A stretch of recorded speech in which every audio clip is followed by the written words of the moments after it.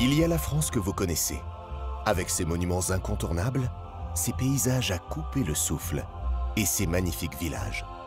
Mais derrière ces lieux se cache parfois une France plus secrète, plus étonnante et inquiétante. Et si nous découvrions l'envers du décor, la face cachée de notre pays? Nous allons voir aujourd'hui comment les Templiers, ces chevaliers du Moyen-Âge à l'aura légendaire, ont marqué de leur empreinte une multitude de lieux à travers la France. Jamais dans l'histoire de la spiritualité, une masse d'hommes n'a créé autant de mystères, n'a entraîné autant de légendes et autant de points d'interrogation que les Templiers. En partant à la rencontre de ces extraordinaires sites templiers, nous allons découvrir qu'ils pratiquaient des rites obscurs, proches de la sorcellerie. Eux qui étaient les rois de la chrétienté, ils deviennent des sorciers, des hérétiques, ce qu'il y a de pire pour le christianisme. Dans le discret village de Dôme, en Dordogne, nous verrons que leur histoire a croisé celle du fameux Saint Graal. Beaucoup de monde ici, en voyant le Graal, se pose la question peut-être que le trésor des Templiers était ce fameux Graal. Quel drame affreux s'est déroulé sur l'île de la Cité, à Paris, épilogue de la chute brutale des Templiers. Là, il faut imaginer, on est en mars 1314 et c'est la conclusion. Ici, devant Notre-Dame, il y a Jacques de Molay, d'autres dignitaires. On leur lit le jugement. Qu'est devenu le trésor des Templiers? Cette immense fortune que personne n'a jamais retrouvée et que certains situent quelque part dans un petit village de Normandie. Nous voici ici, dans cette salle, avec ces nombreux graffitis qu'on a à un moment donné raccrochés à cette légende du trésor templier à Gisors. À travers les mystères de l'insondable forêt d'Orient en Champagne, les réunions cachées de l'abbaye de Maubuisson en Île-de-France, ou encore les signes énigmatiques de la forteresse de Chinon en Touraine, nous allons suivre les pas des légendaires Templiers aux quatre coins de France et tenter de percer leurs secrets.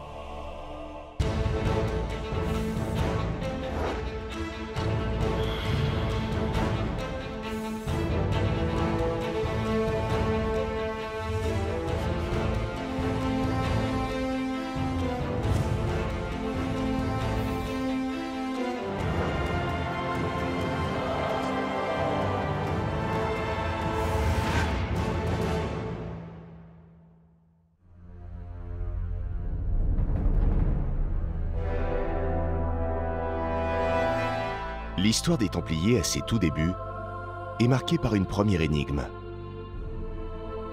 Avant de fonder l'ordre du Temple, une poignée de chevaliers à l'origine de l'organisation s'était déjà rendue à plusieurs reprises en Terre Sainte.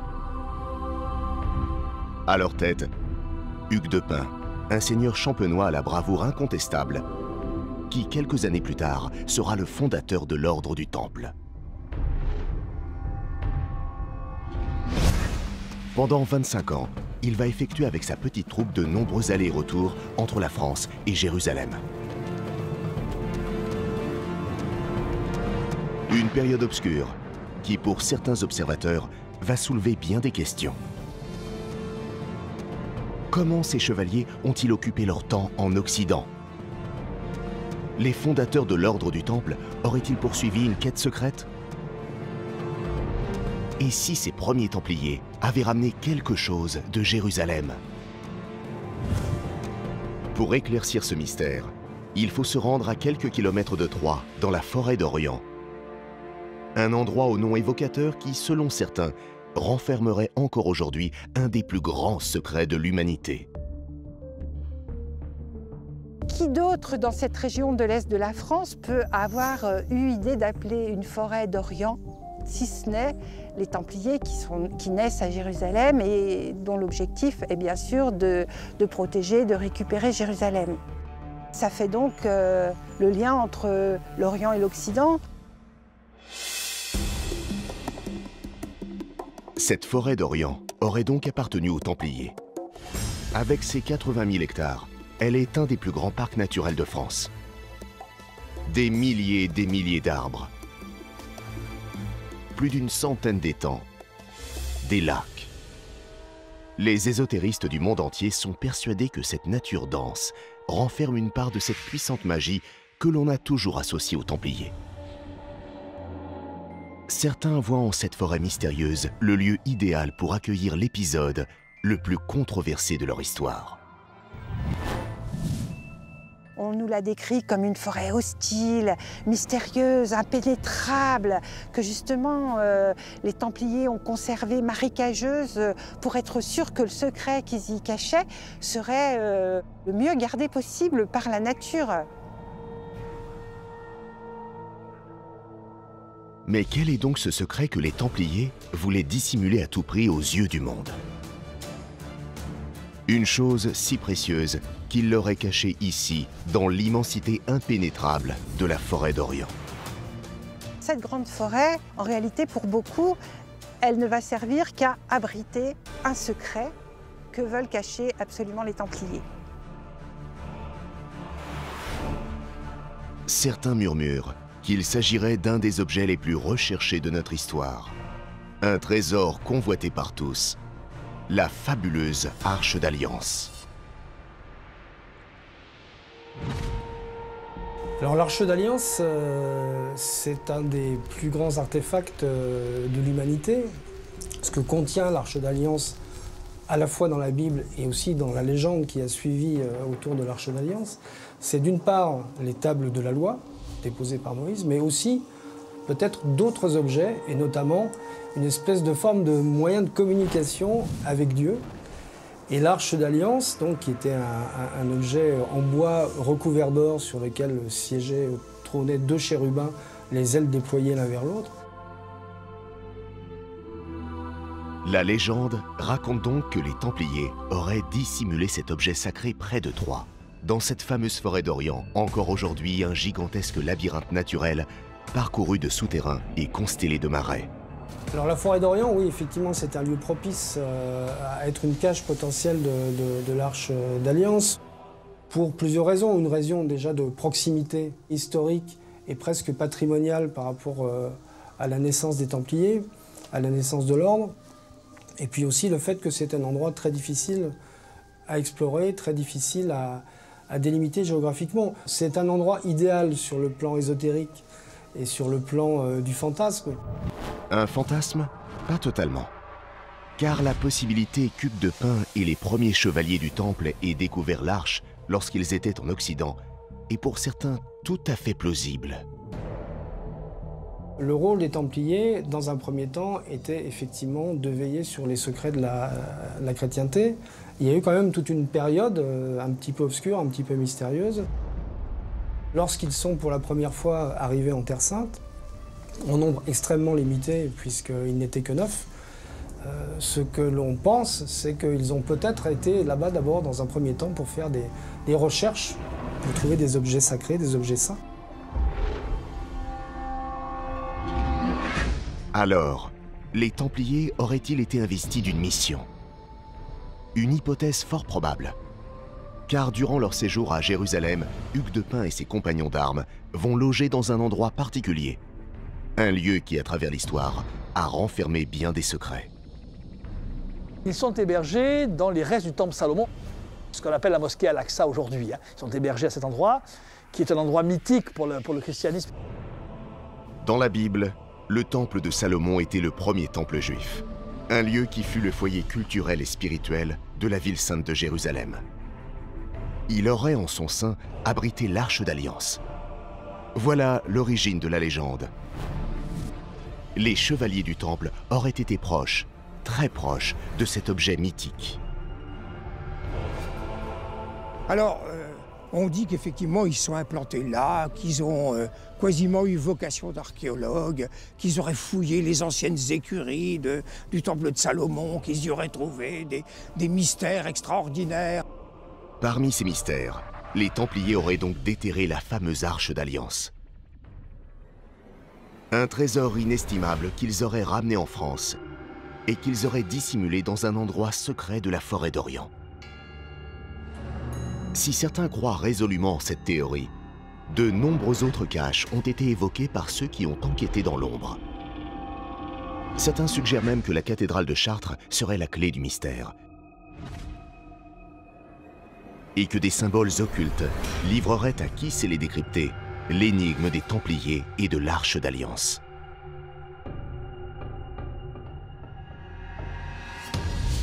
Nous sommes au tout début du XIIe siècle. L'ordre n'a pas encore été créé, et ceux qui vont devenir les prestigieux Templiers sont déjà entourés de zones d'ombre. Pourtant, en apparence, ils brillent par leur courage et leur bravoure. Hugues de Pin et ses frères d'armes se font remarquer au cours de plusieurs combats. C'est à ce moment-là, en 1129, que va naître officiellement l'organisation.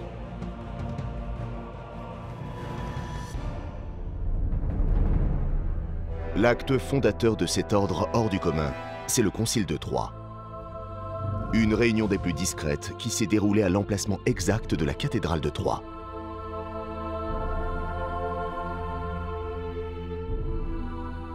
Ce lieu qui a changé de visage au cours des siècles est intimement lié à l'histoire fabuleuse des Templiers.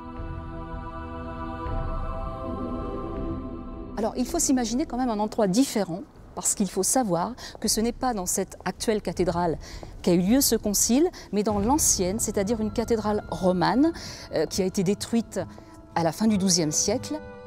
Et on peut imaginer ce concile se déroulant à cet emplacement-là. C'est donc à cet endroit, sur le site de l'actuelle cathédrale Saint-Pierre et Saint-Paul de Troyes, sous le regard bienveillant de leur Dieu, qu'une poignée d'hommes va rédiger l'acte de naissance de l'ordre du Temple. Un ordre qui, à ses débuts, reste très confidentiel. Déjà, c'est un concile provincial donc qui réunit les prélats de la région, des évêques, des évêchés environnants, mais également des grands seigneurs locaux champenois. Nous sommes le 13 janvier 1129.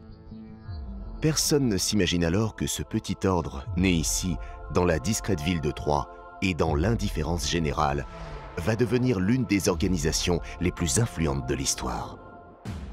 Je pense que l'on ne peut pas se rendre compte encore de l'ampleur que va prendre l'ordre du Temple à ce moment-là précisément.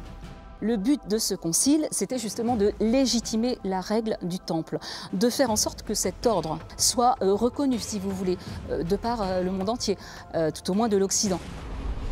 Car ces hommes, à la base 9 jeunes chevaliers téméraires, veulent à tout prix faire reconnaître la mission dont ils se sentent investis. Protéger les pèlerins d'Occident qui, depuis une trentaine d'années, et la conquête de Jérusalem par les premiers croisés, se rendent en Terre Sainte. Et sur cette route dangereuse, la petite milice va faire des miracles et éviter bien des pillages et des massacres. Leur chef, Hugues de Pin, ce fameux aventurier qui, quelques années auparavant, aurait ramené l'Arche d'Alliance en France. Pour faire reconnaître son organisation au Concile de Troyes et constituer une véritable armée, il va s'associer à un homme d'église. Et pas n'importe lequel. Bernard de Clairvaux, un moine à la destinée exceptionnelle dont les reliques sont encore visibles dans la cathédrale de Troyes.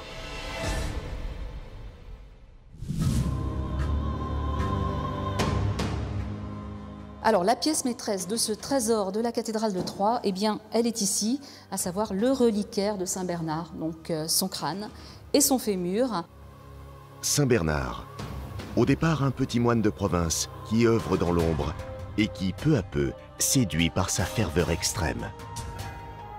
Lorsque les Templiers le sollicitent, il est déjà un homme d'église important, une référence spirituelle qui impose le respect de tous. C'est un personnage quand même issu de la petite noblesse bourguignonne. C'est un grand orateur, c'est un homme de parole. Il sait en fait diffuser la bonne parole et il sait convaincre. Il était absolument charismatique. On raconte qu'à son passage, les mères retenaient leurs enfants parce qu'elles avaient peur qu'ils deviennent tous moines, les filles, les garçons. Saint Bernard, je répète, c'est le grand intellectuel. C'est l'homme le plus écouté de la chrétienté. À l'époque, il est vraiment c'est une vedette. On a dit que Bernard de Clairvaux était la conscience de l'Occident au XIIe siècle. Pas moins que ça. Hein. À l'époque du Concile de Troyes, il est l'éminence grise du pape et le neveu d'un des compagnons d'armes d'Hugues de Pin. Une occasion en or pour les ambitieux chevaliers. C'était quelqu'un qui savait ce qu'il voulait et qui l'obtenait. C'était un guerrier, en fait, Bernard, dans son genre. Un guerrier de Dieu qui va assurer la rédaction des 72 articles de la règle primitive de l'ordre du Temple. Et lorsqu'il les énonce ici au Concile de Troyes, c'est un véritable tournant dans l'histoire de l'Église qui est en train de s'amorcer. L'organisation des Templiers devient un ordre religieux, mais aussi militaire, du jamais vu pour l'époque. L'Église était gênée par cette idée de moines combattants. Pour eux, c'est contraire à l'ordre médiéval fondamental. Dans l'esprit de plusieurs, cette entreprise de l'ordre des Templiers est une abomination. N'en déplaise aux institutions de l'époque, voilà les Templiers lancés vers leur glorieuse destinée. Hugues de Pins est intronisé grand maître de l'ordre, ici à Troyes, à l'emplacement de l'actuelle cathédrale.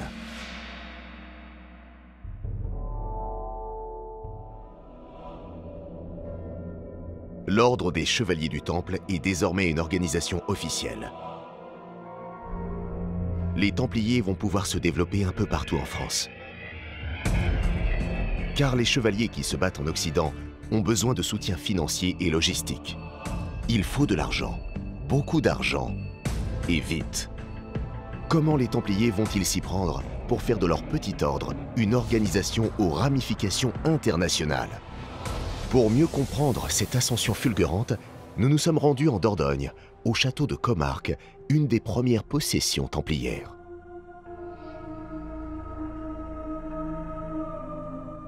Le seigneur de Comarque a fait don de son fief, du fief de Comarque, aux Templiers. C'est pour ça que cet endroit est devenu un hôpital templier destiné à recevoir les Templiers malades ou vieux qui venaient se soigner en définitive. Le château de Comarque, c'est un ensemble impressionnant, composé de maisons nobles, d'une chapelle et d'une forteresse. Un site imposant et représentant une valeur considérable. Voilà le plan secret d'Hugues de Pins pour faire prospérer l'ordre du Temple. Organiser une vaste campagne de récolte de dons à travers toute la France. Et ce bastion du Sud est un exemple saisissant des dons faramineux qu'ont pu recevoir l'ordre naissant des Templiers. Hugues de Pins, donc il va prendre, lorsqu'il va revenir en France, après son premier séjour à Jérusalem, il va prendre la tête de cette nouvelle croisade, on va dire financière, en faisant le tour de France, en envoyant ses émissaires un peu partout. Effectivement, il sera un homme de marketing extraordinaire. Le succès va être immédiat. Les exploits des Templiers sont parvenus aux oreilles de tous. Et du plus riche au plus pauvre, chacun veut faire partie de l'aventure templière. L'ordre du Temple suscite un tel enthousiasme qu'en fait, ils reçoivent des donations de partout. Il y en a qui donnent une paire de brés ou qui donnent quelques écus, d'autres qui donnent leur fief entier, qui donnent leur comté. On donnait aussi bien des prés, des champs, des maisons, des granges, que les serfs, par exemple, pour travailler, c'est-à-dire les paysans attachés au seigneur pour travailler sur les terres, ainsi que le bétail. À Comarque, le seigneur est parti aux croisades en léguant toutes ses possessions à l'ordre. Comme ici, des domaines entiers sur toute la France vont tomber dans l'escarcelle des Templiers. Pourquoi tant de générosité de la part des donateurs? L'ordre est-il simplement respecté de tous, ou est-ce leur puissance qui fait peur? Ne commence-t-on pas déjà à craindre cette organisation qui devient une machine de guerre au rouage impressionnant? Car dès lors, loin, bien loin de la Terre Sainte et de leur objectif initial de protection des pèlerins, les Templiers sont désormais impitoyables quand il s'agit de faire fructifier leur capital.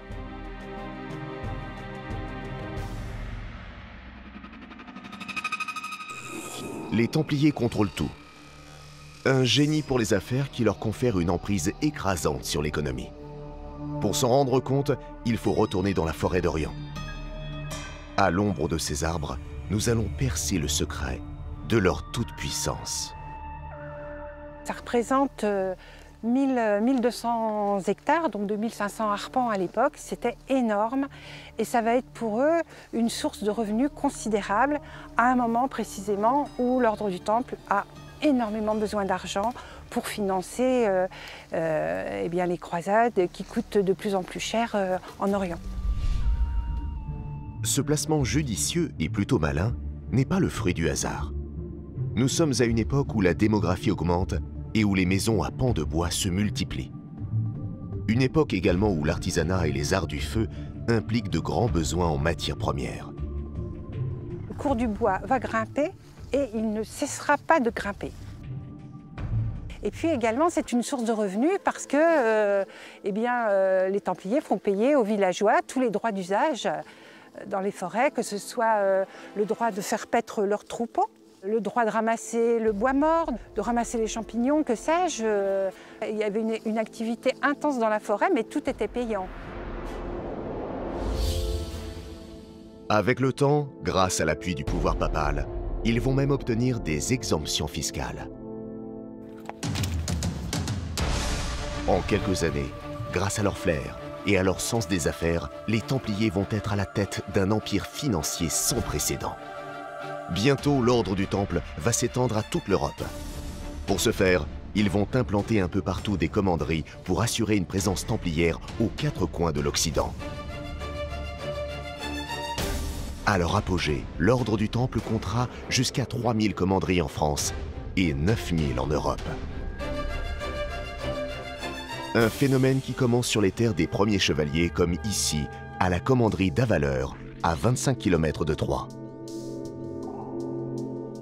Ici, c'est le berceau de l'ordre du Temple. En réalité, l'Aube, Troyes, par le concile de Troyes, par la personnalité des chevaliers qui sont partis en Terre Sainte et qui ont créé là-bas l'ordre du Temple, on peut considérer qu'évidemment, il y a une paternité réelle de l'ordre du Temple en Champagne.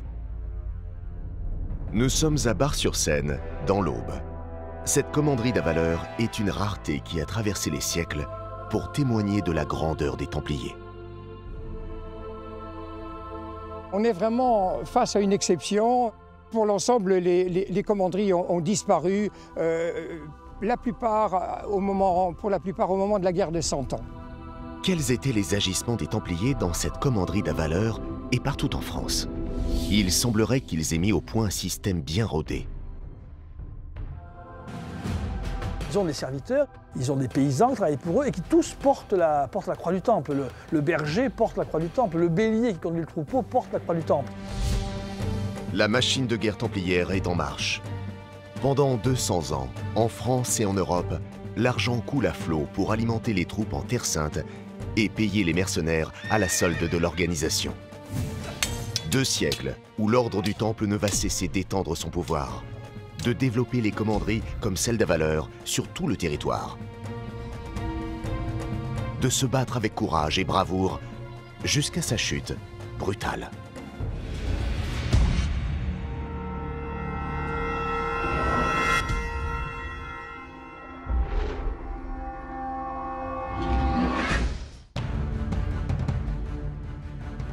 Car dès la fin du XIIIe siècle, l'histoire de l'ordre du Temple touche à sa fin. Les Templiers ont perdu Jérusalem, mais aussi Saint-Jean d'Acre, 2 sites qui contribuaient jusque-là en grande partie à maintenir leur prestige. En France, beaucoup n'attendaient que ce faux pas pour les faire tomber de leur piédestal. Car leur réussite insolente attise depuis bien longtemps les jalousies. Les Templiers vont désormais devoir se protéger des seigneurs qui entourent leur territoire. En témoigne le château de la Couvertoirade, situé en plein cœur du plateau du Larzac. Un bâtiment unique, puisqu'il s'agit du seul château fort construit par les Templiers, encore debout. Une forteresse bâtie sur les hauteurs du village médiéval de la Couvertoirade.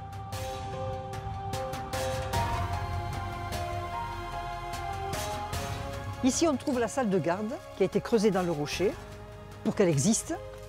Là, vous avez des marches qui sont elles aussi creusées dans le rocher et qui sont de plus en plus hautes à mesure qu'on monte, de façon à dissuader un assaillant éventuel.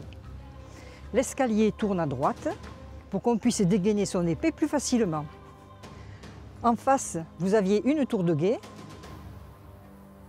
et en contrebas, près des écuries, vous aviez l'autre tour de guet, dont les Templiers ont construit à cet endroit un véritable château défensif qui était aussi bien entendu dissuasif et qui montrait la puissance des Templiers, qui voulait faire connaître aux gens qui se trouvaient autour ce qu'ils représentaient. Si les Templiers se protègent ainsi, se retranchant derrière les épais remparts de la Couvertoirade et d'autres sites similaires partout en France, c'est aussi parce qu'ils savent très bien que leur fortune immense suscite les convoitises. On sait que les Templiers avaient acquis des moyens suffisants pour pouvoir soutenir certains seigneurs, voire des rois, voire financièrement, lorsqu'il y avait des difficultés. Ils ont consenti des prêts à certains, on le sait. Et on sait très bien que, notamment, le trésor royal en France était conservé dans le temple de Paris, qui était en quelque sorte le coffre-fort du roi de France. Le roi de France à cette époque, c'est Philippe le Bel. Un souverain dur, sombre et surtout ambitieux. Il va devenir la bête noire de l'ordre du Temple. Au tout début du XIVe siècle, Philippe le Bel, c'est déjà un personnage assez puissant, assez autoritaire, qui a déjà plus ou moins fait assassiner un pape qui le dérangeait, le Boniface VIII. Donc il est gêné par ce pouvoir qui ne dépend pas de lui. Ce roi impétueux, qui veut régner sans partage, va précipiter la chute des Templiers. Et aussi, il faut se rappeler que le roi Philippe le Bel, qui est toujours endetté, comme tous les souverains de cette époque-là, leur a emprunté de l'argent, puisqu'ils sont banquiers, et que c'est très dangereux de prêter de l'argent au roi de France. Les Juifs ont prêté de l'argent au roi de France, ils ont été chassés du royaume de France. Les Templiers ont prêté de l'argent au roi de France. C'est quelque chose d'assez dangereux. Évidemment, se débarrasser de son banquier, c'est un bon système pour ne pas rembourser ses dettes. Surtout, Philippe le Bel convoite les richesses de ces maudits Templiers qui se protègent derrière les murs épais de sites comme la Couvertoirade.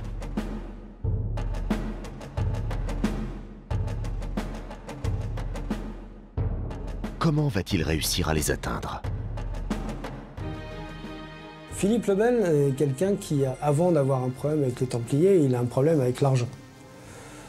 Le problème qu'il a avec l'argent, c'est que les caisses du royaume de France sont vides et que les Templiers sont devenus des banquiers internationaux. C'est la première multinationale bancaire. Ils ont créé les billets à ordre, ils ont créé les chèques de voyage d'une certaine manière. Et donc ce sont des gens qui sont très riches. Philippe le Bel, ce roi qui rêve d'un avenir glorieux pour lui et pour son royaume, a donc tout intérêt à anéantir cet ordre du Temple qui, à l'abri de ses forteresses, lui fait de l'ombre. En outre, il cultive en secret une rancœur toute personnelle envers le dernier grand maître de l'ordre, un certain Jacques de Molay. Il avait demandé à être intronisé maître de l'ordre du Temple et Jacques de Molay l'avait refusé. Car Philippe le Bel ne pouvait pas faire les 3 vœux ou 4 vœux que faisaient les Templiers lorsqu'ils rentraient dans l'ordre, vœux de pauvreté, de chasteté, d'obéissance et pratiquer la charité. Donc il y avait un climat explosif et Philippe le Bel a tout fait pour que cette explosion se fasse. En ce début de XIVe siècle, le chef des Templiers en France est alors une des cibles prioritaires de l'audacieux Philippe le Bel. Il faut dire que Jacques de Molay et les dignitaires de l'ordre s'obstinent et cumulent les affronts envers le pouvoir royal. Philippe le Bel va leur demander que l'ordre soit réuni à un autre ordre qui s'appelle celui des Hospitaliers de Saint-Jean de Jérusalem, placé sous l'autorité d'un de ses fils, comme ça ce sera à sa main, et les Templiers vont refuser. Et donc là, à partir de là, on peut dire que leur heure a sonné, quoi. Philippe le Bel va programmer leur disparition. Par ailleurs, en politique, il y a un adage qui est bien connu, c'est qu'il faut tuer avant qu'on vous tue. Et c'est ce qu'a fait Philippe le Bel avec l'ordre du Temple. Alors bien entendu, la fin justifie les moyens, et ces moyens n'étaient pas très propres ni très catholiques. Car dans le plus grand secret, Philippe le Bel et ses conseillers ont déjà mis en place un plan pour abattre les Templiers. Les faire passer pour des hérétiques. Nous sommes à une époque où la notion de sorcellerie vient tout juste d'apparaître dans le royaume. Philippe le Bel va sauter sur l'occasion et s'accrocher aux moindres détails qui pourraient discréditer l'ordre du Temple. On va les accuser de beaucoup de choses. On va les accuser d'utiliser les chats. Les Templiers sont ceux qui ont importé les chats en France parce que, pour garder les greniers à blé, pour chasser les souris. Et le chat va avoir mauvaise réputation à partir de cette époque-là. C'est un animal qui vient d'Orient et qui a donc mauvaise réputation, donc qui représente le diable, qui représente l'apparition du diable. On dit qu'ils ont des têtes magiques à partir desquelles ils feraient des prévisions, ils pourraient prédire l'avenir. On dit qu'ils pourraient déclencher les tempêtes sur la Méditerranée pour couler des bateaux. On est vraiment dans la médisance, la rumeur la plus absurde. On a envie de dire, ça pourrait presque prêter à rire si la suite n'était pas aussi tragique. Mais effectivement, à cette époque-là, ce sont des accusations qui portent. Et puis, peut-être que tout n'est pas faux. Il est vrai que plusieurs zones d'ombre entourent les Templiers. Et s'ils cachaient vraiment des comportements inavouables, des pratiques hérétiques, des mœurs douteuses? C'est ce que va chercher à savoir Philippe le Bel, qui va donc bientôt orchestrer un vaste coup de filet. Une opération sans précédent dans l'histoire, qui va s'organiser dans le plus grand secret à l'abbaye de Maubuisson, à une trentaine de kilomètres au nord de Paris. Fondée par Blanche de Castille quelques dizaines d'années auparavant, cette abbaye cistercienne est appréciée par Philippe le Bel. C'est ici que va s'écrire en toute confidentialité une des pages les plus importantes de l'histoire de France. Philippe le Bel est arrivé à Maubuisson à la fin du mois d'août et il a séjourné là jusqu'au 23 septembre 1307. Et avec lui sont venus les membres du Conseil royal, les membres de la cour, et on y a traité ici, au cours de réunions du Conseil, des différentes affaires concernant le royaume, dont l'affaire des Templiers. En présence de ses plus proches conseillers, dont Guillaume de Nogaret, l'homme de l'ombre du roi chargé des missions les plus sombres, pendant plusieurs jours, les détails logistiques des obscurs desseins du roi se précisent entre les murs de l'abbaye de Maubuisson. Le moment important, c'est le 14 septembre 1307, et c'est à partir de cette date et à partir de ce lieu que vont partir un certain nombre d'envoyés du roi, de représentants du roi, pour aller distribuer en quelque sorte cet acte d'arrestation dans les différents bailliages et sénéchaussées du royaume. Ça ne pouvait pas se faire évidemment par internet, par téléphone ou par...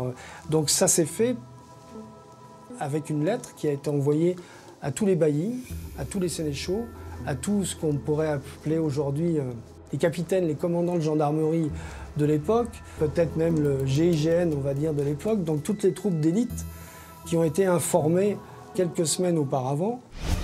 La terrible machination est en route. Les ordres de mission historiques, capturer les chevaliers de l'ordre du Temple dans tout le royaume, ont été rédigés ici à Maubuisson. Les messagers partent de cette abbaye où vient de se jouer l'avenir des Templiers et galopent aux quatre coins de France pour délivrer ces lettres cachetées dans le plus grand secret. C'est la première grande rafle de l'histoire. On n'a jamais vu une opération policière de cette envergure depuis tous les temps, je dirais. Je crois qu'on ne reverra pas de sitôt. Et la date était fixée, bien évidemment, pour tout le monde, le même jour, à la même heure, c'est-à-dire à partir du chant du coq jusqu'au plus tard dans la fin de la matinée. Cette date, c'est le vendredi 13 octobre 1307. Une date qui va être à l'origine d'une superstition si forte qu'elle va traverser les siècles, jusqu'à en faire frissonner certains encore aujourd'hui. C'est à l'origine de cette date que devient maudit, en quelque sorte, le fameux vendredi 13, quel qu'il soit.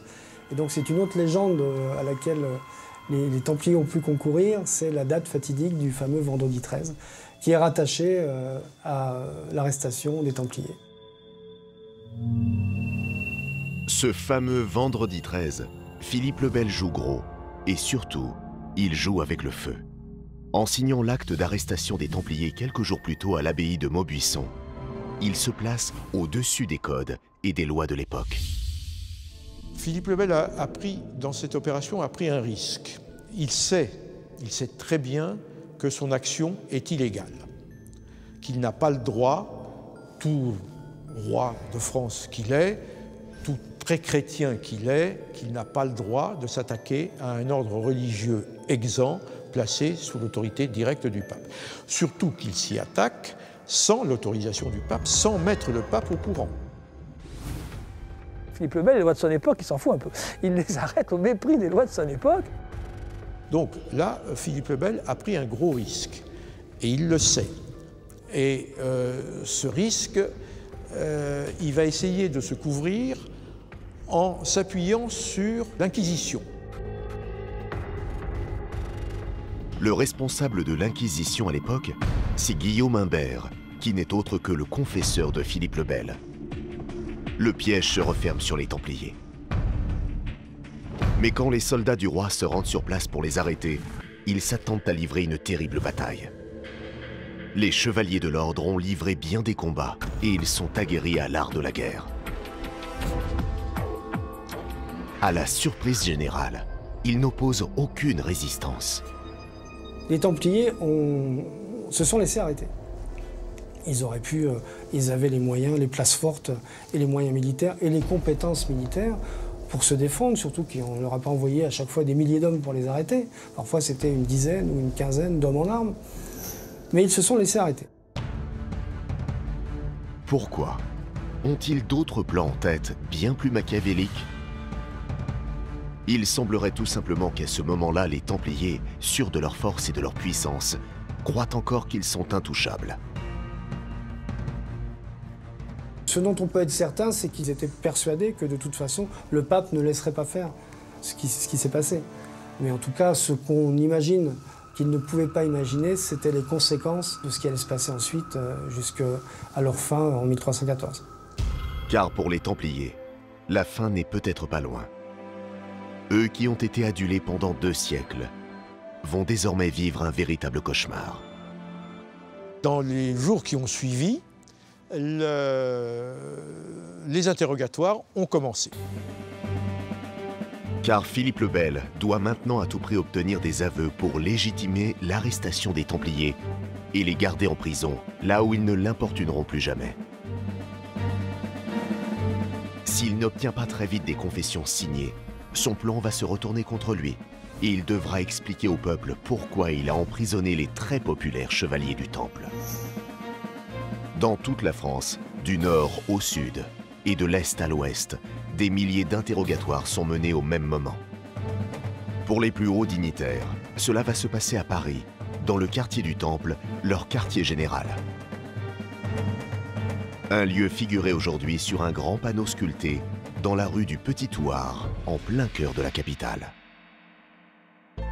Alors voici l'enclos du Temple dans le Paris superposé sur le Paris moderne, avec 6 hectares, cet enclos, une ville aux portes de la ville, mais dont le fief s'étend jusqu'à la Seine, avec qui trône ici le donjon.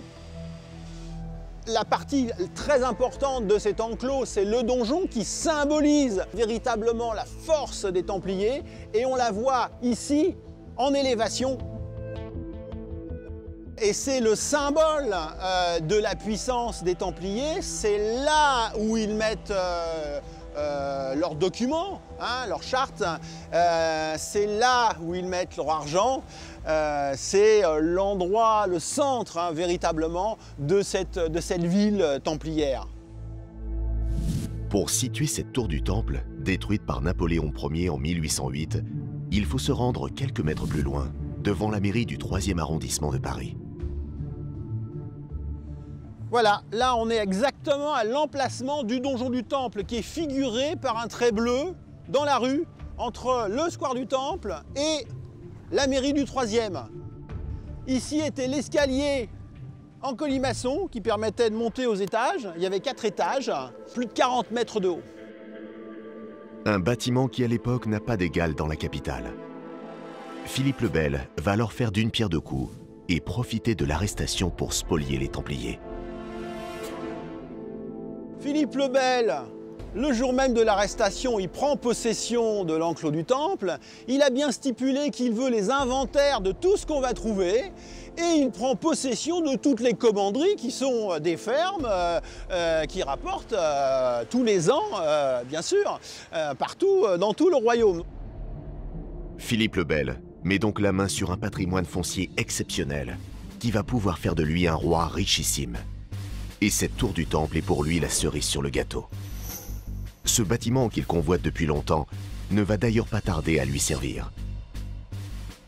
on va les emprisonner sur place, ici même, dans l'enclos, dans le donjon, ici même, et ils vont être questionnés assez rapidement, notamment le grand maître Jacques de Molay. Jacques de Molay, l'ennemi juré de Philippe le Bel. Le maître de l'ordre est désormais entre ses mains. Il va tout faire pour l'anéantir. Philippe le Bel, il pose le cadre dans sa lettre d'arrestation de ce qu'il veut que les Templiers avouent. La priorité, c'est d'obtenir des Templiers des aveux qui pourraient les faire passer pour des mauvais chrétiens, voire des sorciers. Les accusations qui ont été portées contre les Templiers ont été des accusations d'hérésie. Le roi avait besoin de démontrer que les Templiers étaient hérétiques. Pour arriver à leur fin, les inquisiteurs ont carte blanche. Et commencent les interrogatoires, qui sont des interrogatoires non musclés.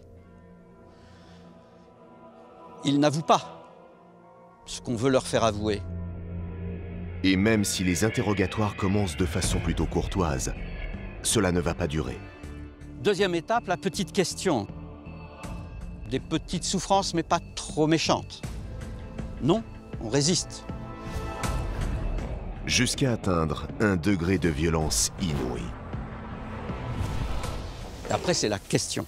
Après la question préalable, c'est la vraie question. Et là, c'est les tortures. Les tortures, comme savent faire les humains, très méchantes, très difficiles. Et au Moyen-Âge, c'était particulièrement sévère.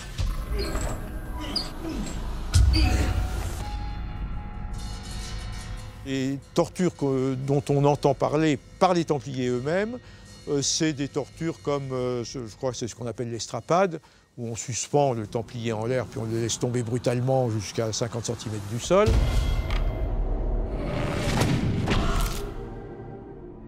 Et là, un individu normalement constitué dit tout ce qu'on veut lui faire avouer. Tout, absolument tout. Dans le secret des salles de torture, dans le Temple de Paris comme ailleurs en France, les Templiers, pourtant réputés braves et coriaces, vont complètement s'effondrer. Même des chevaliers aguerris, même des chevaliers fidèles à leur ordre et à leur foi, au bout d'un certain nombre d'heures ou de jours d'épuisement, sans manger, sans boire et en étant torturés tous les jours, finissent par craquer. Et ils vont quasiment tous craquer et tous reconnaître ce qu'on leur demande de reconnaître, c'est-à-dire qu'ils bafouaient lors de leur initiation les lois de la religion, en crachant sur la croix. Voici donc le secret des Templiers révélé au grand jour. Lors de leur cérémonie d'entrée dans l'ordre, certains d'entre eux auraient pratiqué des rites obscurs, contre nature pour une organisation entièrement dévouée au culte chrétien. Clairement, il y a des aveux, notamment de Jacques de Molay, qui raconte sa réception quand il était jeune Templier et à Bonn, en Bourgogne, et qui dit, il raconte, on lui a dit qu'il ne devait pas croire que celui qui était représenté sur la croix était Dieu, qu'il était le fils d'une certaine femme. Enfin, vraiment, on a un dénigrement de Jésus qui, même encore aujourd'hui, ça ferait scandale. On va dire, si quelqu'un de l'Église dit, alors à l'époque, bien sûr, ça n'en parle même pas. C'est vraiment l'hérésie la plus totale. Les inquisiteurs à la solde de Philippe le Bel, grâce à des séances d'interrogatoire de plus en plus brutales, vont alors obtenir des témoignages accablants.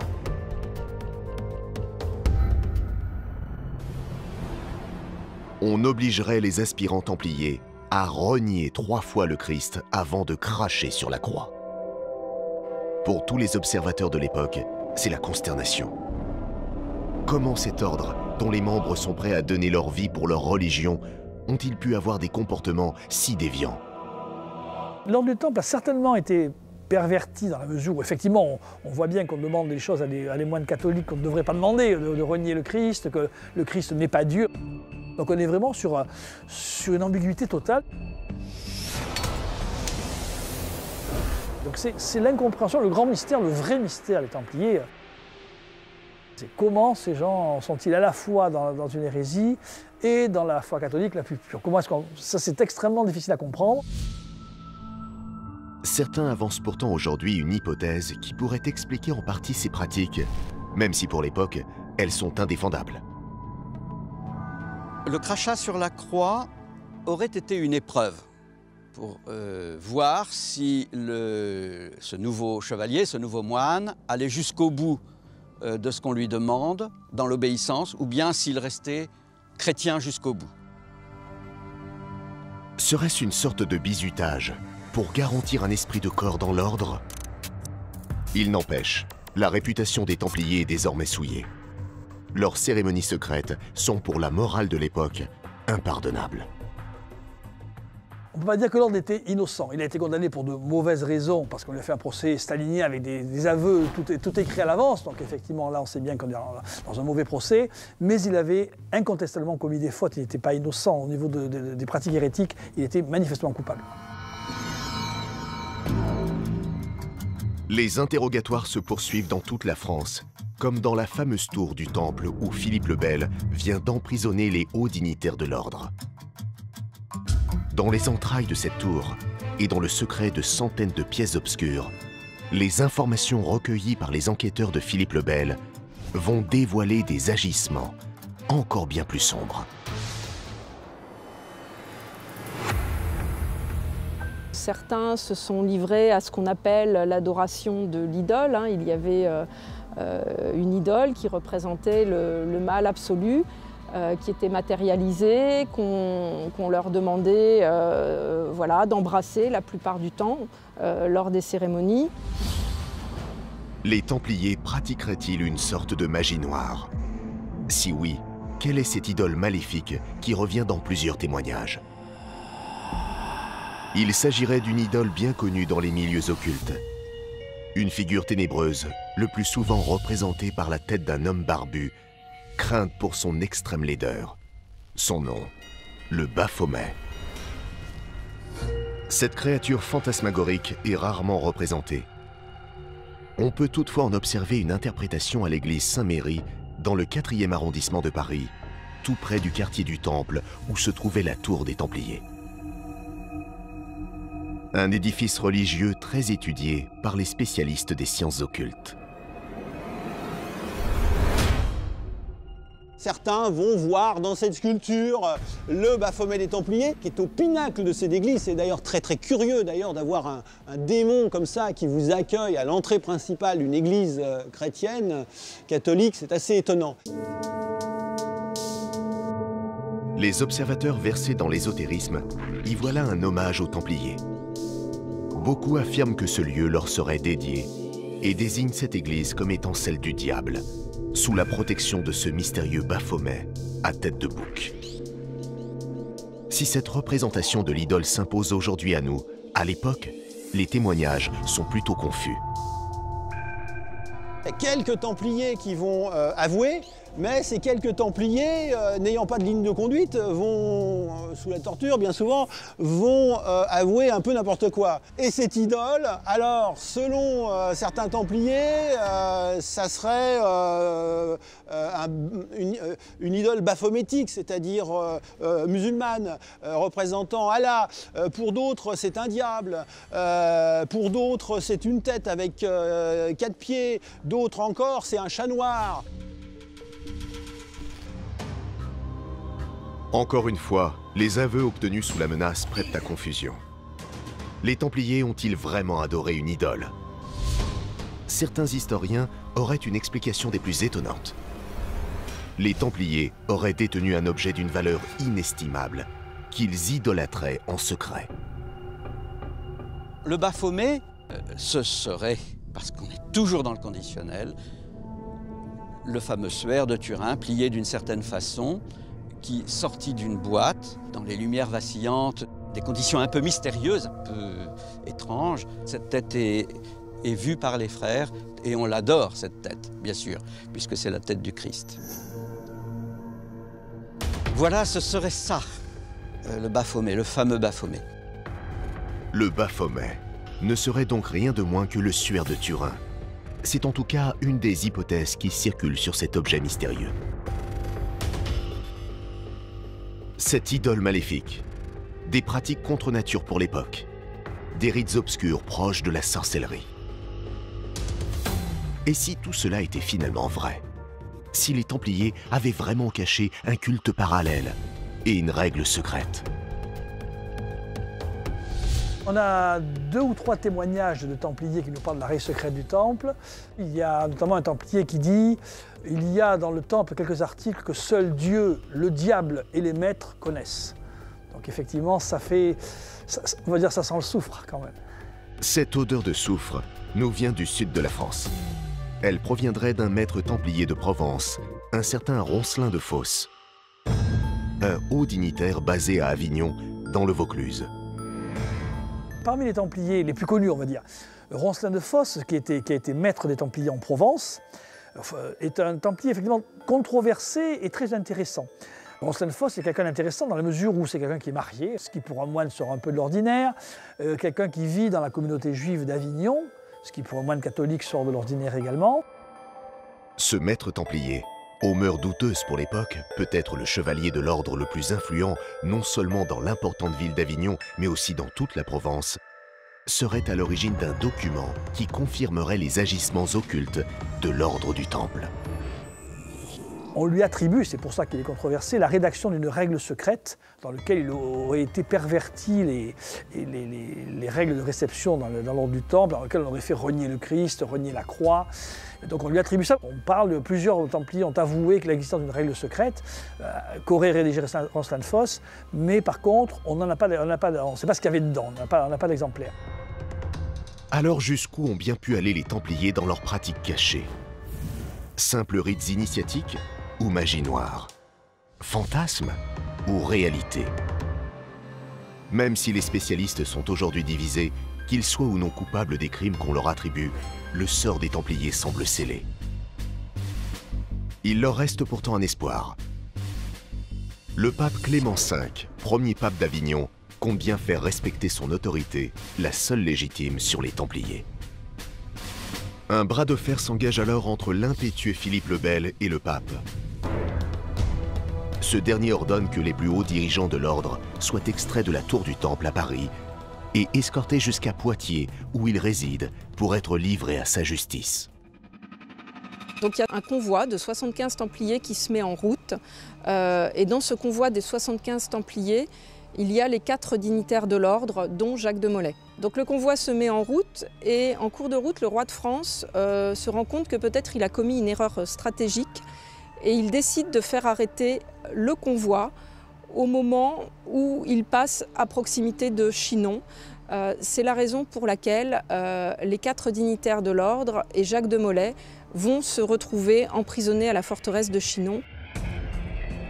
Voilà donc Jacques de Molay enfermé à Chinon, dans ce solide château construit par les ducs d'Anjou. Un lieu qui, au fil de l'histoire, a vu passer bien des rois, mais aussi Jeanne d'Arc ou Richelieu. En 1308, cette forteresse appartient au roi. Jacques de Molay est donc encore à la merci de Philippe le Bel. Mais Clément V n'entend pas céder. Il va bientôt envoyer des représentants de la papauté à la forteresse royale de Chinon. Dans l'attente d'être auditionné par des émissaires du pape, Jacques de Molay et les dignitaires du Temple vont rester enfermés pendant 3 mois ici, jusqu'au 17 août 1308, où une poignée de cardinaux débarquent au château. Ils vont alors devoir s'expliquer. Le procès des Templiers continue. On est ici à la forteresse de Chinon, à un tournant de l'histoire des Templiers, à un tournant de leur procès. Car les Templiers abordent cet entretien avec la volonté farouche de se disculper. Mais au bout de 3 jours d'audition, rien ne se passe comme prévu. Jacques de Molay et ses proches viennent de commettre une grave erreur, une erreur fatale. Les Templiers reviennent sur leurs aveux, ils reviennent massivement sur leurs aveux en disant on a menti, on va dire la vérité à la justice du pape. Si ce n'est que selon la justice du Moyen-Âge, revenir sur ses aveux dans une affaire d'hérésie, c'est être relapse et c'est être condamné au bûcher. Et donc quelque part ils se piègent eux-mêmes. On peut être pardonné sur l'hérésie, mais pas sur le relapse, pas pour celui qui revient, qui retourne à son vomi, c'est l'expression de l'époque. Ceux qui reviennent sur leurs aveux sont brûlés, c'est les premiers bûchers qui sont allumés et où plusieurs centaines de Templiers, on connaît une douzaine de bûchers en France, sur les premiers Templiers seront brûlés. Les Templiers viennent de signer leur arrêt de mort. Clément V sauve la face, mais perd l'ordre du Temple, qui compte parmi ses plus fidèles serviteurs. Le pape, lui, ce qu'il souhaitait, c'était pardonner les fautes qui avaient été commises par les Templiers pour les réintégrer dans l'Église catholique. C'était son objectif. Un objectif qui semble désormais bien difficile à atteindre. Car à ce moment du procès, les dés sont jetés pour les Templiers. Ils sont condamnés et montrés du doigt par tous. La fin de l'ordre du Temple est annoncée. Dans cette forteresse de Chinon, plus exactement dans la tour du Coudray, où il va rester enfermé jusqu'à la sentence finale, Jacques de Molay sait que plus rien ne pourra le sauver. Il aurait alors délivré un message à la postérité, une sorte d'énigme qu'encore aujourd'hui personne n'a su décrypter. Alors c'est des graffitis qui sont connus depuis le 19e siècle, découverts à cette époque-là par un historien local, M. de Cougny. Et les motifs étant assez clairs, il a été assez facile de les rattacher soit à la crucifixion du Christ, soit éventuellement de se dire que certains des personnages en armes qu'on voyait pouvaient être des Templiers. Les thématiques, l'époque à laquelle elles ont été effectuées, le caractère mystérieux de ces graffitis, plusieurs indices laissent à penser que c'est bien Jacques de Molay lui-même qui aurait gravé ces dessins. Et certains voient dans ces signes un sens caché, une sorte de rébus destiné à être lu et compris par d'autres initiés. Que veulent dire ces signes? Est-ce bien Jacques de Molay qui les a gravés dans la pierre? En y regardant de plus près, un indice semble confirmer cette thèse. Une inscription qui pourrait en dire long sur l'état d'esprit du grand maître de l'ordre du Temple à ce moment-là. Il y a marqué « Je requiers à Dieu pardon ». Je demande pardon à Dieu, en fait. Et l'autre inscription, géant du Galub, qui se trouve juste au-dessus de la pierre avec l'ange. Donc ce géant du Galub qui serait une sorte d'anagramme de Jacques de Molay. Des demandes de pardon à Dieu, presque une confession. Cela veut-il dire que Jacques de Molay et les Templiers étaient véritablement coupables? Comment faut-il comprendre ces graffitis gravés à jamais sur les murs de la forteresse de Chinon?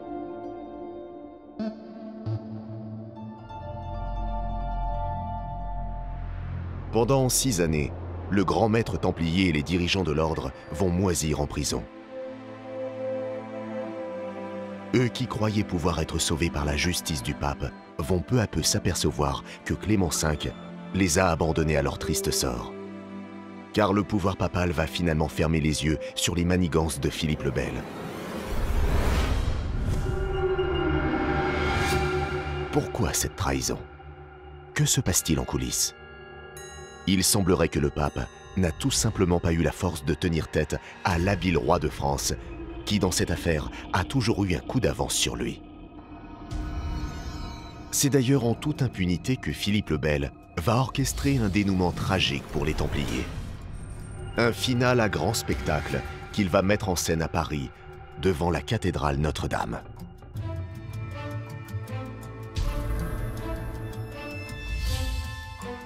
Là, il faut imaginer, on est en mars 1314, ça fait 6 ans et demi, plus de 6 ans qu'il y a ce procès, et c'est la conclusion, ici, devant Notre-Dame.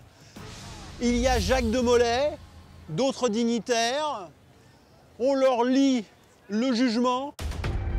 Philippe le Bel expose sa proie au peuple. Les Templiers, vaincus, terrassés par ce roi qui écrase tout sur son passage, sont conduits à Notre-Dame de Paris et brandis au public comme des trophées. Tout Paris est au rendez-vous pour assister à la fin des Templiers. Ils sont amenés dans des chariots, certains disent sous les huées populaires, donc avec les grands dignitaires.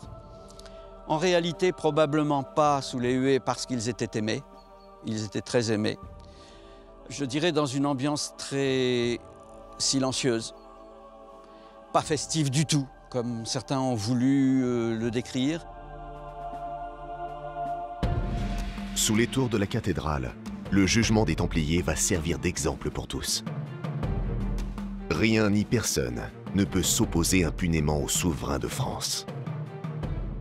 Philippe le Bel est un homme politique moderne, on pourrait dire. C'est-à-dire qu'il sait que communiquer est très important. Et là, c'est une opération de communication. Hein. On lit le jugement à Jacques de Molay et aux dignitaires de l'ordre du Temple, non pas dans une salle froide, mais sur le parvis de Notre-Dame, au centre même de Paris, devant les Parisiens qui sont là. Ici, à Notre-Dame de Paris, un lieu où Napoléon sera sacré empereur des Français, où Marie Stuart va épouser le dauphin François, où Saint-Louis va déposer la couronne d'épines du Christ. En ce lieu qui sera le théâtre de tant d'épisodes importants de l'histoire de France, en ce 18 mars 1314, une sombre page s'écrit. Le jugement dernier des Templiers est ouvert. Et ce qui est assez étonnant, c'est que cette scène de cet homme qui est quand même trahi par le roi de France et trahi par le pape, eh bien elle se déroule ici même. Et on ne s'est pas aperçu d'un détail tout à fait singulier. C'est que derrière Jacques de Molay, eh bien derrière lui, on trouve, il y a une figure qui montre ceux qui partent au paradis et ceux qui partent en enfer. Et ceux qui partent en enfer, ils sont emmenés par des diables. Eh bien parmi eux, on voit un roi et un évêque. C'est la liberté des tailleurs de pierre du Moyen-Âge. On ne peut pas imaginer aujourd'hui qu'on construirait une cathédrale et qu'on mettrait le président de la République et l'archevêque de Paris qui vont directement en enfer. On ne peut pas s'imaginer. Et les tailleurs de pierre vont faire ça quelques dizaines d'années avant cet épisode étonnant des dignitaires templiers. Et c'est un hasard, c'est un clin d'œil de l'histoire, mais c'est un hasard qui nous parle. Une anecdote d'autant plus incroyable quand on connaît la suite de l'histoire. Un dénouement ahurissant qui va se passer à quelques centaines de mètres de Notre-Dame de Paris, à l'extrémité ouest de l'île de la Cité. Un lieu qu'on appelait alors l'île aux Juifs. C'est ici que Philippe le Bel a prévu d'exécuter Jacques de Molay. Ici que le dernier grand maître de l'ordre va entrer dans la légende. Ils sont amenés jusqu'à cet espace où est dressé un bûcher. Ils sont attachés au poteau, côte à côte, tous. Les bourreaux et leurs assistants mettent le feu au bûcher. Et on peut imaginer quelle abomination c'est que d'être brûlé en groupe à cette époque-là sur un énorme bûcher. Et le feu prend. Et le grand maître et les dignitaires rendent leur âme. Mais il y a la légende qui vient là-dessus. Car alors que les flammes commencent à l'envelopper, Jacques de Molay va prononcer ces derniers mots.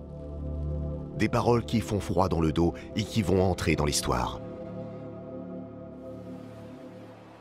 Une imprécation lancée sur l'île de la Cité, sous le Pont-Neuf, à l'emplacement actuel du square du Vert-Galant.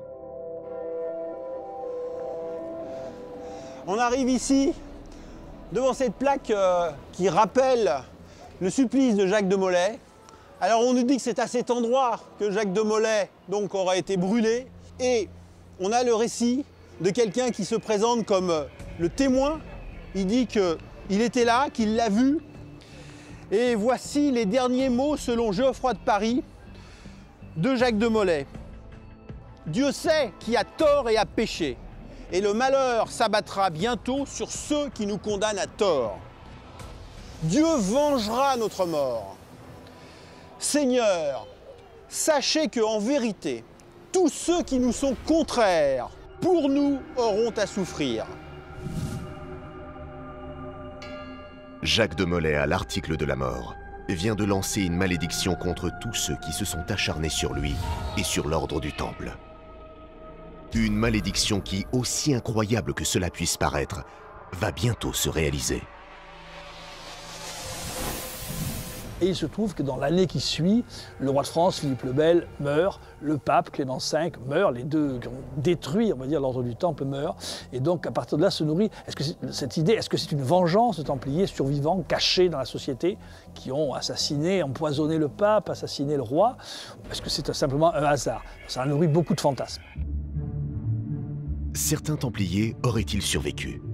Auraient-ils poursuivi dans l'ombre la vengeance dictée par leur maître? Si la légende est tellement tenace, c'est que la malédiction de Jacques de Molay, prononcée sur l'île de la Cité à Paris un soir de mars 1314, va opérer encore bien des années. Et cette malédiction a pris de l'ampleur par la suite, parce que la descendance de Philippe le Bel a été avortée, donc la lignée de Philippe le Bel a cessé d'exister.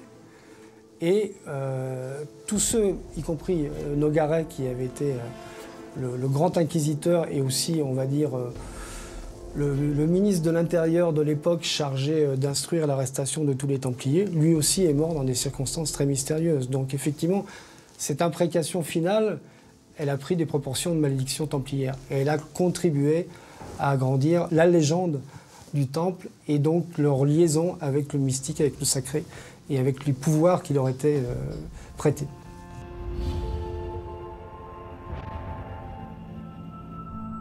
Avec cette malédiction, les Templiers entrent dans la légende. Et même si l'ordre du Temple est désormais dissous, il réserve encore bien des surprises. Que se cache-t-il réellement derrière cette organisation capable de maudire des rois et des papes? Possède-t-il des pouvoirs secrets? À partir de cet épisode final, les théories les plus folles vont circuler sur l'ordre des Chevaliers du Temple. Certains leur prêtent des dons surnaturels. D'autres affirment qu'ils pratiqueraient l'alchimie en secret.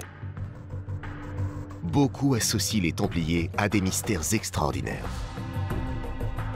La plupart du temps totalement fantasques, ces hypothèses trouvent parfois leur source dans la véritable histoire de l'ordre.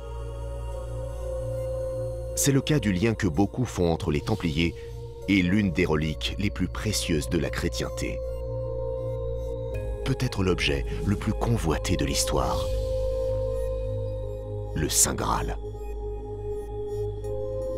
Le Graal est un des objets, un des artefacts qui a le plus fait fantasmer l'humanité. C'est la coupe avec laquelle Jésus, entouré de ses apôtres, juste avant d'être arrêté et puis donc condamné, exécuté, a célébré la scène. Et puis ensuite, Joseph d'Arimathie, qui était a priori un oncle de Jésus-Christ, a recueilli quelques gouttes du sang de Jésus après qu'il se soit fait percer le flanc au moment de son agonie par un légionnaire romain. Le Saint Graal, cet objet mythique qui fait tant rêver, aurait donc croisé la route des Templiers. Une relique sainte qui posséderait des pouvoirs magiques. Il semblerait que les Templiers se soient intéressés de très près au Graal. Un objet sacré que l'on retrouverait dans certains écrits officieux étudiés par les Templiers, comme l'Évangile de Nicodème. Certains Templiers vont avouer à l'Inquisition qu'ils utilisaient ou qu'ils lisaient des évangiles dits apocryphes, qui veut dire évangiles secrets. Parce l'évangile, il y a les 4 officiels et puis il y en a quelques dizaines de non officiels. Et ces évangiles qui ont toujours eu une vie populaire, quand on parle de l'âne et le bœuf dans la crèche, c'est pas dans l'évangile officiel, c'est dans un évangile apocryphe. Et pourtant tout le monde connaît l'âne et le bœuf encore aujourd'hui. Là c'est pareil, cette histoire du Graal, c'est l'évangile non officiel. Les Templiers s'y intéressaient probablement, ils le disent dans leur procès. Nous restons effectivement dans le domaine de la légende, mais peut-être vrai. Car il existe une preuve incontestable que les Templiers étaient bien liés au Graal. Elle se trouve dans un petit coin de France bien tranquille. En Dordogne, à l'entrée du village de Dôme. Plus exactement dans la porte des Tours, où les Templiers ont séjourné contre leur gré. Alors les Templiers ont été emprisonnés ici puisque à Dôme, nous sommes une bastide au départ militaire qui a été construite en 1281 par le roi Philippe III, dit le Hardi. Donc ici à Dôme, nous sommes dans une bastide royale française, une bastide militaire à l'origine, puisque la porte des Tours au départ a été construite pour servir d'habitation au corps de garde. En 1307, lors de l'arrestation des Templiers, la porte des Tours venait juste d'être achevée et était donc parfaite pour servir de prison.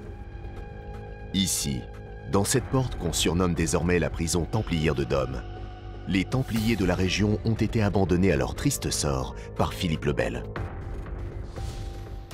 Donc ici, il faut s'imaginer uniquement dans cette salle 70 Templiers emprisonnés ici de 1307 à 1318-1320, puisque c'est la dernière trace de vie que nous avons de Templiers dans la porte des Tours, en sachant que Philippe le Bel, quand il les a arrêtés, c'était aussi dans le but de totalement les détruire et de les faire disparaître.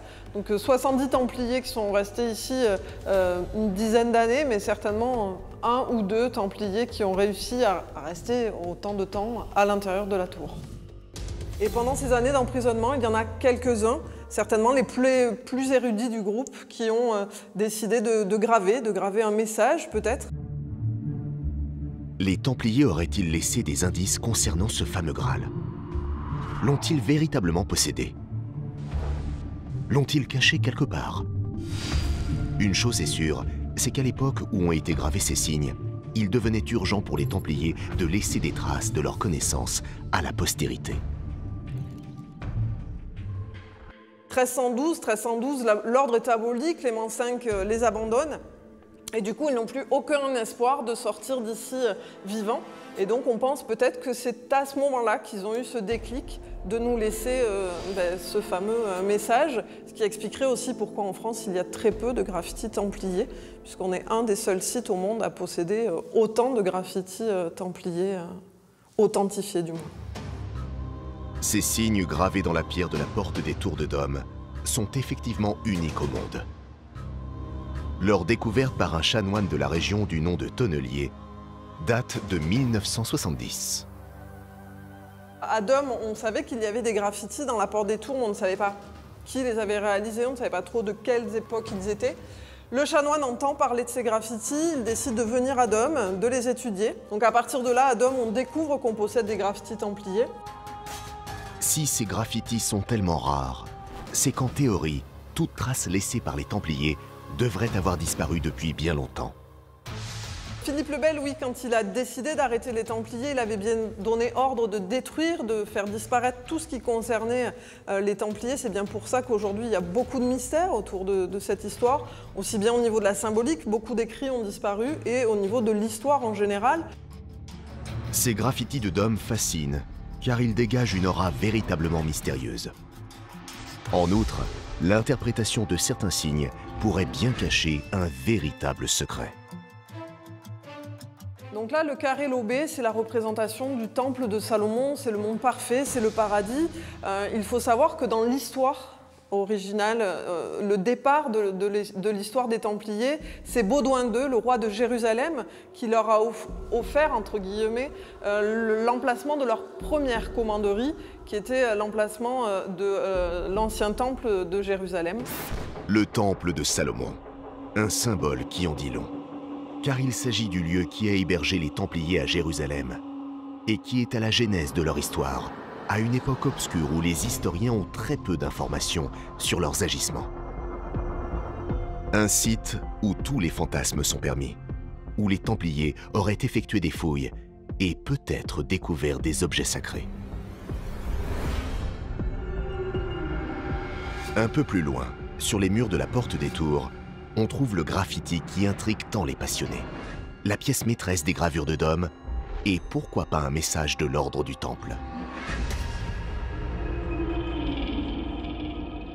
À cet endroit-là, donc le Graal, qui est la représentation donc, du Saint Graal, qui est la quête de tout bon chevalier.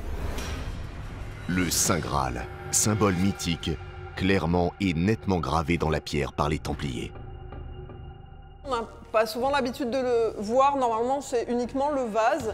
On peut voir qu'ici les Templiers ont fait un couvercle comme une pierre précieuse Ce qui est tout à fait compréhensible du fait que les Templiers étaient aussi des érudits, ils s'y connaissaient beaucoup en alchimie, et donc il est tout à fait normal qu'ils aient voulu représenter le Graal très précieux à leurs yeux. Que signifie ce signe sur les murs de la prison de Dôme? Est-ce là un message des Templiers? Beaucoup de monde ici, en voyant le Graal, se pose la question, peut-être que le trésor des Templiers était qu'ils avaient peut-être mis la main sur ce fameux Graal. Pour certains, les Templiers auraient donc été en possession du Saint Graal. Mythe ou réalité, cette hypothèse tient sa source dans les écrits de l'époque. Wolfram von Eschenbach, écrivain chrétien mystique, va décrire les Templiers comme gardiens du Graal. Et ce n'est pas pour rien que Wolfram von Eschenbach place les Templiers autour du Graal, escortant le Graal, parce que l'un des rôles des Templiers était, ils protégeaient les pèlerins, ils protégeaient l'argent, mais ils protégeaient aussi les reliques. Et notamment, ils vont protéger la relique de la vraie croix. Lors des batailles, on va sortir la relique de la vraie croix avec les Templiers qui la protégeront. Donc, tout naturellement, on met les chevaliers du temple qui protègent cette relique. Et puis, avec le temps qui passe, et surtout au XXe siècle, on va se dire, mais voilà, c'est ça le secret des Templiers, voilà, c'est le Graal. Et donc, les Templiers seraient les détenteurs de l'objet, et ils l'auraient caché quelque part. Alors, les chevaliers de l'ordre du Temple ont-ils vraiment été en possession du Graal? Est-ce là le fabuleux trésor des Templiers? C'est en tout cas une des nombreuses hypothèses qui fascinent les historiens et les aventuriers depuis des siècles. Beaucoup de gens courent après le trésor des Templiers encore aujourd'hui. Des milliers de livres ont été écrits sur le sujet. S'il y a bien un sujet qui a contribué à leur légende, c'est ce mythe du trésor templier. Un trésor qui serait sans équivalent dans l'histoire. Certains affirment qu'il serait fait de richesses infinies et qu'il serait le produit d'un système templier bien rodé. Une organisation qui, sur la fin de son épopée, comprenait près de 9000 commanderies, tout entouré de terres fertiles et de milliers d'exploitations agricoles. Ces 9000 commanderies sont quand même une machine à produire de l'argent. Pendant 200 ans, jusqu'à la chute de Saint-Jean d'Acre en 1291, cet argent a servi à financer la guerre, à financer les croisades. Puis à partir de 1291, il n'y a plus personne en Terre Sainte. Donc l'argent, il est toujours produit. Où va-t-il? Cette question, beaucoup aimeraient pouvoir y répondre. Une des pistes les plus sérieuses nous ramène à la fameuse tour du Temple à Paris. Une forteresse où les chevaliers entreposaient l'argent qu'on leur confiait. Les documents de l'époque parlent de fortunes colossales. Car juste avant la fin de l'ordre du Temple et l'arrestation de tous les Templiers le 13 octobre 1307 par Philippe le Bel, les caisses de la tour du Temple auraient été particulièrement garnies. Ce sont des banquiers, ils ont forcément de l'argent. Et on sait par ailleurs que Jacques de Molay, le maître qui est de l'ordre du Temple, va venir en France avec 150 000 florins d'or et beaucoup d'argent en plus, des monnaies en argent. Ça, on le sait par un témoignage de 1308 d'un Templier lors du procès.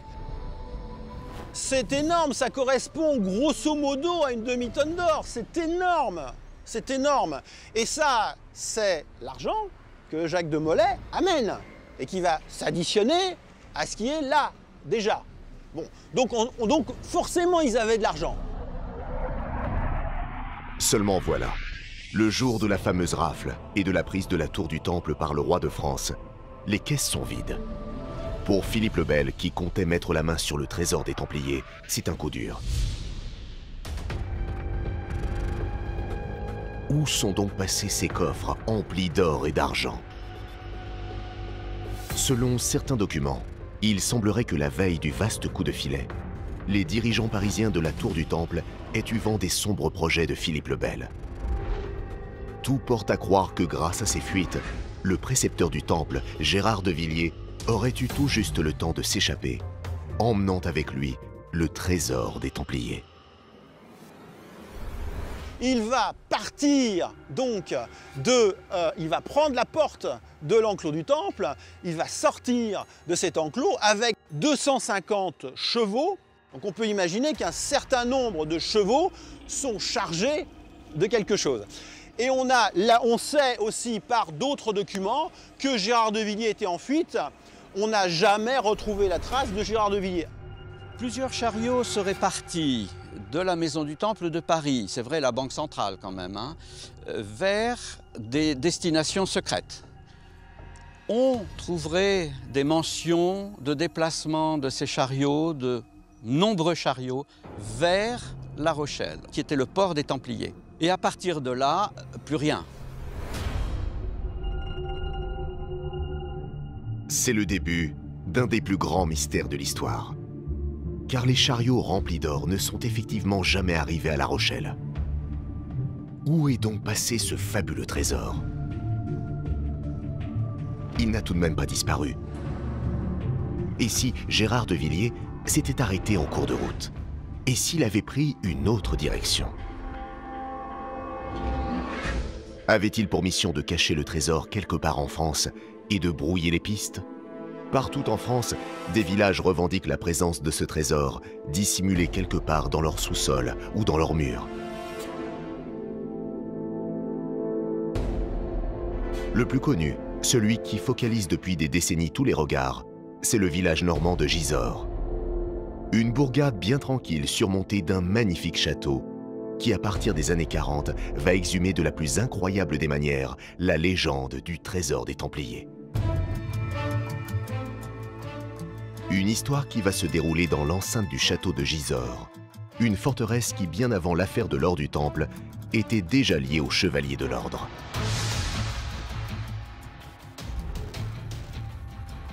Le premier indirect attesté entre Gisors et les Templiers date du XIIe siècle. Il y a une querelle à ce moment-là territoriale entre le roi de France Louis VII et le roi d'Angleterre Henri II Plantagenet pour la possession du Vexin normand et de Gisors. Le temps qu'on trouve un accord entre les deux rois, le château va être confié à la garde des Templiers pendant 3 ans, entre 1158 et 1161. Et à la fin de ces 3 ans, donc à la fin de la querelle, le château va revenir à Henri II Plantagenet, confié par les Templiers. Voilà pour la petite histoire. Mais le véritable lien qui unit Gisors aux chevaliers de l'ordre, c'est bien entendu le trésor des Templiers. Ici, au château, bien des endroits renferment des mystères. Le plus énigmatique se trouve à l'extrémité est de la forteresse, dans les entrailles de la tour du prisonnier.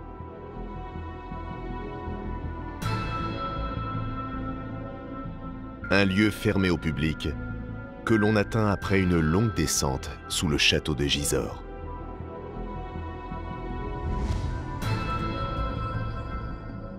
Nous voici ici, dans cette salle, avec ces nombreux graffitis qu'on a à un moment donné raccrochés à cette légende du trésor templier à Gisors. Donc ce sont les graffitis qui sont de ce côté-là, surtout, notamment celui-ci, qui est une inscription qui dit « O mater Dei, memento mei ». Et on a voulu voir ici, au choix, Pontani ou Poulain. Parmi toutes les inscriptions indéchiffrables de cette salle, ce sont ces simples mots qui ont d'abord attiré l'attention, car ils pourraient bien avoir un double sens. Alors, le lien avec les Templiers par rapport au mot poulain, c'est que en fait, les chevaliers occidentaux nés en Orient, on les appelait des poulains. L'un des premiers à s'intéresser à ces graffitis, c'est un jeune journaliste du nom de Gérard de Sède. Il est l'auteur d'un livre qui a fortement contribué à forger la légende des Templiers et qui raconte l'énigme de Gisors.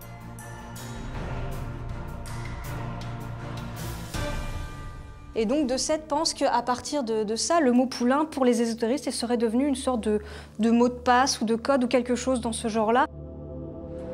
Voilà donc la première énigme de Gisors. Que signifient ces mots gravés dans la pierre? Sont-ils liés au fameux trésor des Templiers? À ce jour, aucun spécialiste n'a su vraiment percer leur secret. Encore plus curieux, personne ne peut dire aujourd'hui avec certitude qui était le prisonnier qui a gravé ces messages. Mais le mystère du trésor des Templiers à Gisors ne s'arrête pas là.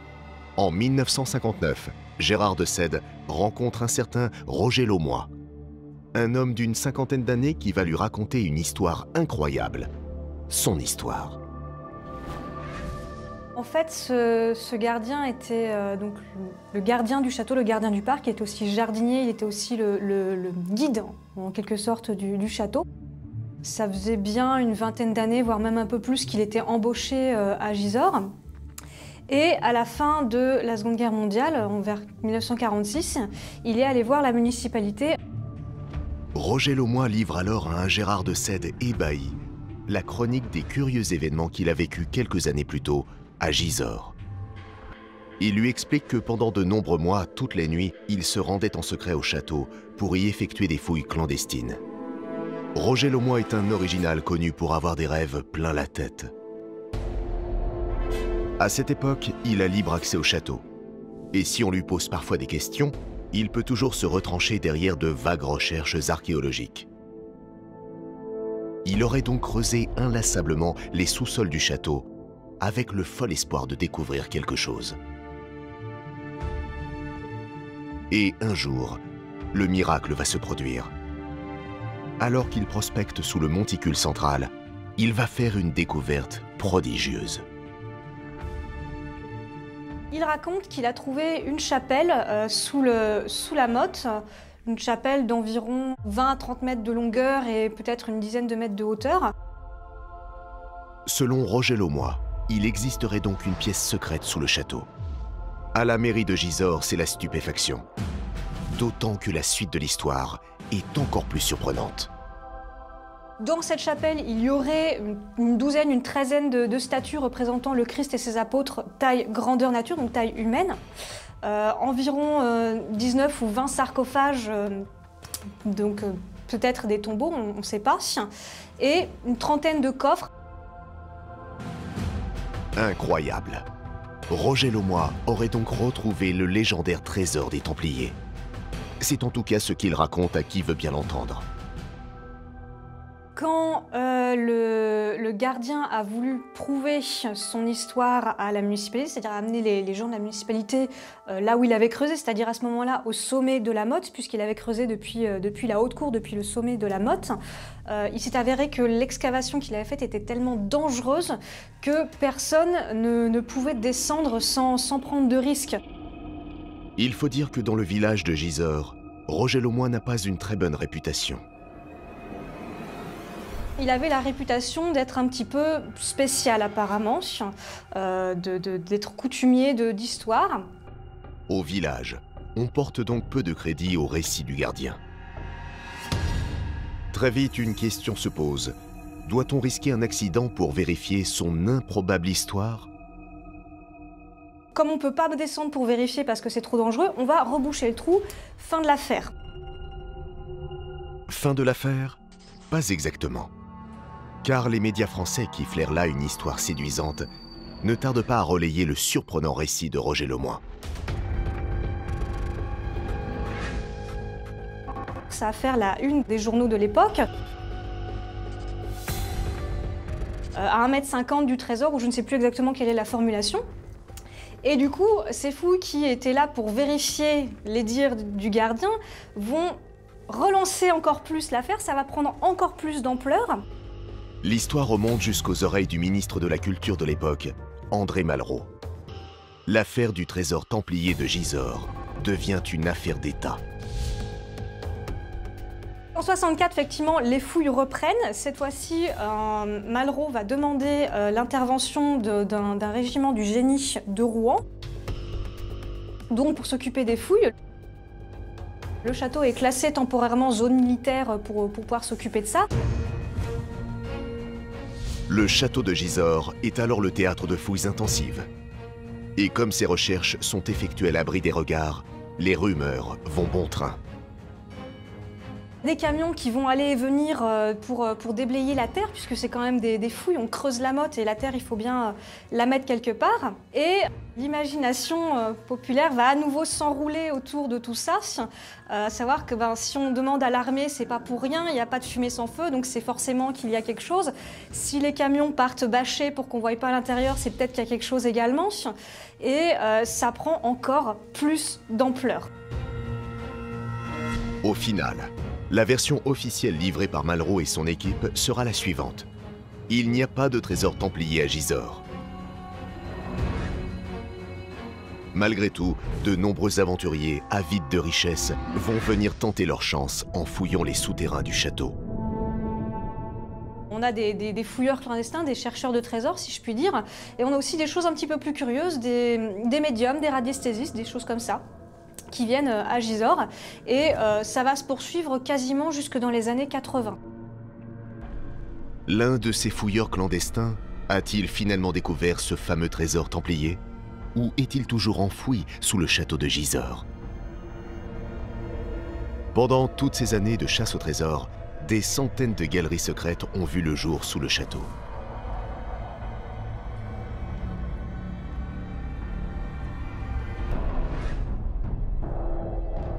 Pour la plupart, ces trous creusés dans la plus totale illégalité partaient des caves de la forteresse aujourd'hui fermée. Un lieu nimbé de mystère dans lequel nous avons pu pénétrer. Donc là, nous sommes dans les caves du château de Gisors, donc les caves qui sont en fait au pied de la motte, en dessous du parterre de fleurs qui est dans l'actuel jardin public. Ce sont vraiment des caves pour stocker la nourriture, mais dans les années 60-70, avec cette légende du trésor templier, les gens pensaient pouvoir remonter vers cette fameuse chapelle qui aurait abrité le trésor templier en passant par les caves et sont donc venus creuser à de multiples reprises depuis les caves pour remonter. Y compris l'ancien gardien lui-même, puisqu'il souhaitait prouver son histoire après sa première tentative à la fin de la Seconde Guerre mondiale.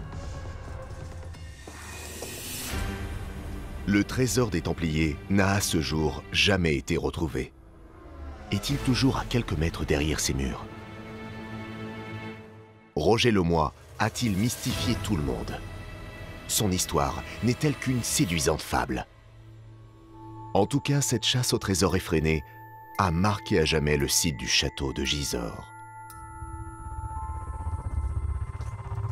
Des trous comme celui-ci, il y en a eu à peu près partout dans les caves à une certaine époque. Alors, beaucoup ont été rebouchés depuis parce que c'était quand même dangereux, mais on en a gardé quelques-uns.